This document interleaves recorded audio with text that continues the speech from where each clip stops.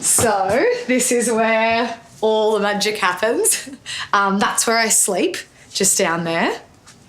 I prefer to keep my studio, flat lay ready at all times. I really don't mind sleeping on the ground. It's actually very good for your back to flat lay.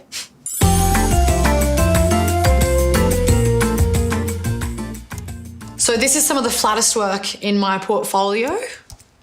I actually pulled my rotator cuff getting that aerial shot there. It was totally worth it though. It is actually a very common injury in the flat lay community. It's a favourite of mine. It's one of my earliest ones. Oh, there's definitely an art to laying things flat and photographing them.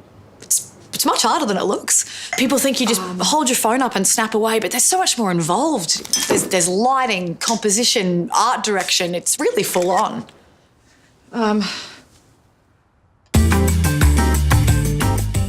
People think to flat lay you need, rose gold accents and at least one item of cashmere clothing, expensive candles, a passport. Spoon. Everyone loves a spoon. But really, if it's flat, you can lay it super flat. I think the more random, the better. You are the town planner of your flat lay city and you'll never not have your fingers on you, so don't be afraid to use them. But if that technique is a bit advanced for you, you can always just fix it in Photoshop later.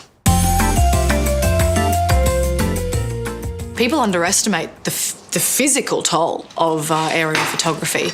With any change in altitude, you need to acclimatise to your new conditions. Flat like a table.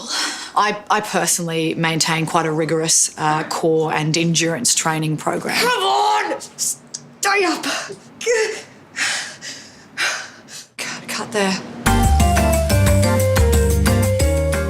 The secret to taking a great photo is having great editing tools, like Photoshop. So, for example, we can make the stain on my shirt here disappear by using the spot healing brush tool, and voila! Clumsy Angela is gone, and we can now consider this flat laid. Flat laid.